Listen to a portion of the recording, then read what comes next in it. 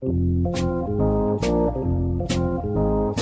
welcome back to Get Down to Business. In the fast-paced world of business, making the right decisions can make or break your success. Today, we're joined by Pádraig.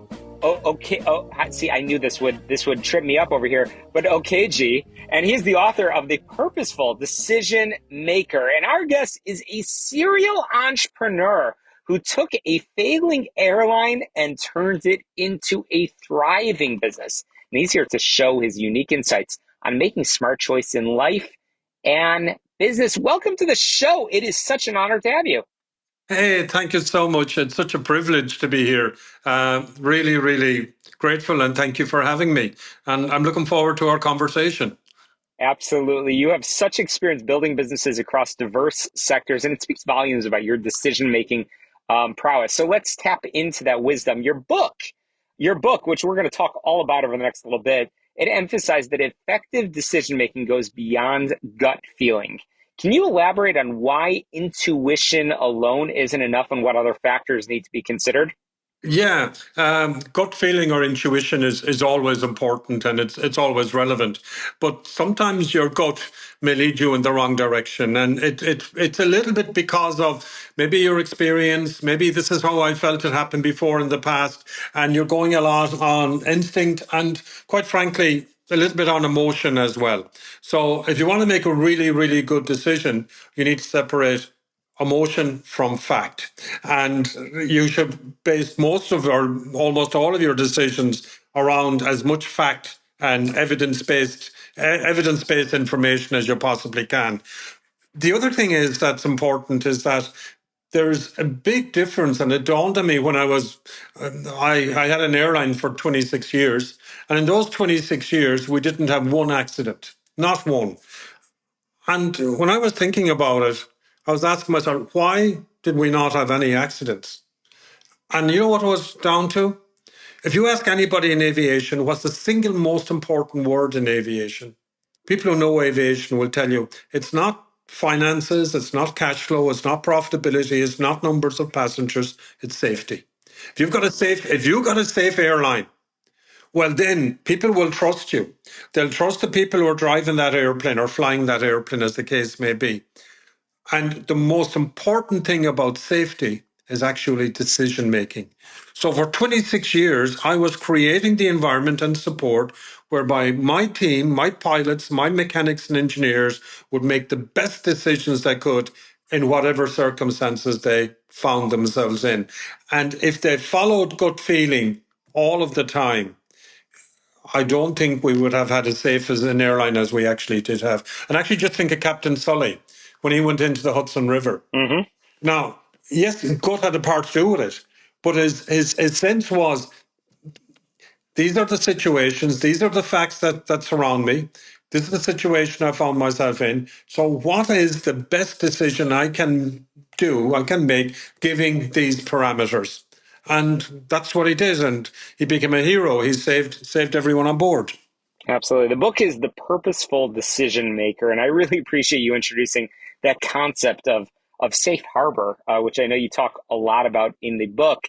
And, our listeners are entrepreneurs. Most are entrepreneurs. And I'm curious, how can entrepreneurs become more aware of their own biases and emotional influences? And how can they mitigate those factors when making critical decisions? Yeah, absolutely. And that's really difficult. The first and most important thing is to identify and understand that we all have got biases. They come through us hereditary, they come to us because of our belief systems, because of our background, and so on and so forth. So the first thing is to acknowledge that there are biases out there, and biases can have a huge influence on your decision. So that's the awareness. And also creating awarenesses on other people's biases, and as well as you can do so as well. Like, for example, if you're taking an advice from an accountant, and that's fine. The accountant is focusing on cash flow, profitability, EBITDA, turnover, and all of that. That's the way they're trained in relation to biases. A lawyer is trained differently from a legal point of view. So it's a matter to understand where they're coming from and what's influencing their decision. What's the makeup of their decision? Another thing that's really important in bias is anchoring. Am I being anchored by something? Now, this is something that comes up a lot in negotiation. People normally say, or experts in negotiation say, look at anchor the figure first. So if I'm selling a car, I'm going to say, look at this is worth $20,000. So that's the anchor. And that's the bias the seller is bringing into it, or the buyer can have a separate bias. So being aware of the bias and then working with that awareness and in actual fact will help you, I suppose, sideline or sidetrack or reduce the influence of the bias. Absolutely, absolutely. And we're gonna have to cut to break in a moment, but I know you've built a successful career, as we've been talking about over the past few minutes, across various industries. Can you share an example of a challenging decision you faced and how you navigated it? Um, yeah, I a couple of quite a number of challenging decisions in my time. Where will I start? Probably a good one. Probably a good one was years and years ago. We ran out of road salt in Ireland, so we there was ice all over the place. People couldn't travel. So I came up with this crazy idea: can I connect with somebody who deals in the commodity market who can actually get me road salt, and I can sell to the Irish government? I contacted a guy actually called Howard Kaplan in the US. He was in Fort Lauderdale. And over a conversation, I ended up buying the road salt from him. He got it from Egypt and I think northern Italy. And I sold it to the Irish government. Now, that was a bit of a long shot. I didn't know Howard, but we actually developed a really, really good, strong relationship. And he gave me the facts behind it in order to make it happen. So that was a long shot of a decision. Absolutely. And when we come back in just a moment, we're going to continue our conversation with the author of The Purposeful Decision Maker. You're listening to Get Down to Business. We'll be right back.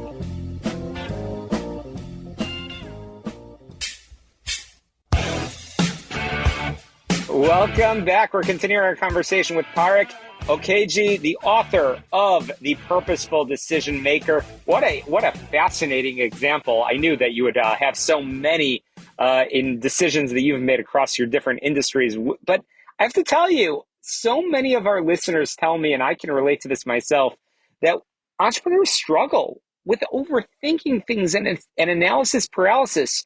What can we do to be a better decision maker?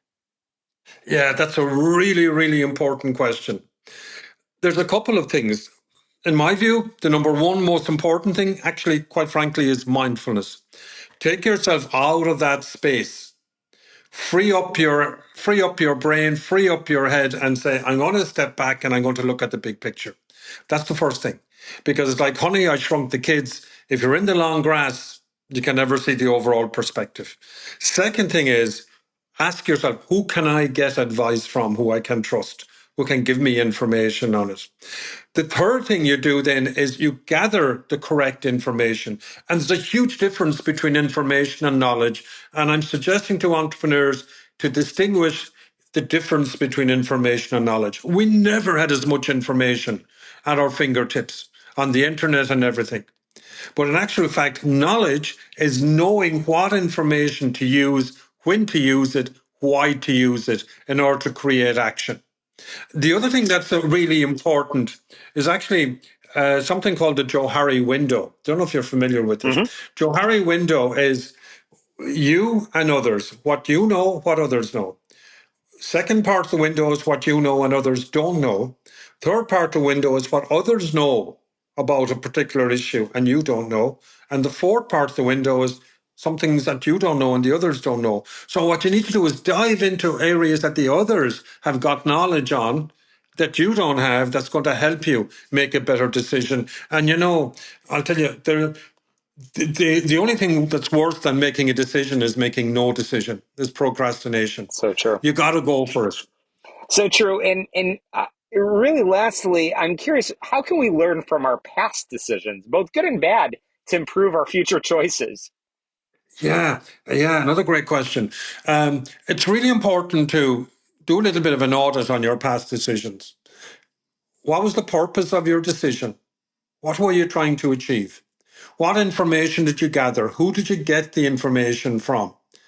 Did it work? Did it not work? Score out of 5. Did you hit the bullseye? Was it 5 out of 5? Was it 0 out of 5? Why was it 0 out of 5? Is there a trend here? Is there something here that you can join the dots to say, oh, I can see those poor decisions. I was taking advice from the wrong people. Or I jumped the gun, or I procrastinated too much and then the opportunity was lost. So you're going to learn from that in relation to the trend in relation to your decision making, and do something similar for good decisions you made. Say, okay, what worked? Why did it work? What was the environment? What were the circumstances? What were the factors within my control and the factors outside of my control? Were there factors there that I didn't even realize that were there that I should have known? They would be the main things to look at. Absolutely. Well, I want to make sure our listeners can make a good decision, and that involves getting a copy of your book. And I want to make sure our listeners can do that. How can they get in touch? How can they find the book? Get us in touch with you, please. Brilliant, thank you. The book is called The Purposeful Decision Maker, a guide to making great decisions in life and business. And you can get it on Amazon, or you can get it in the US and Canada and so on, Amazon or Amplify. Amplify are the publishers, their website, it's AMPLIFY. That's basically it. So hopefully people will buy it, and more importantly, you know something, very few of us are told how to make decisions in school or afterwards.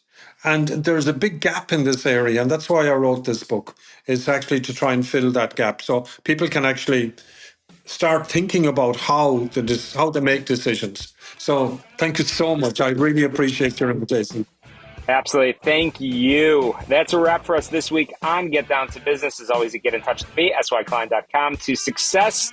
Let's get down to business. We'll see you next week.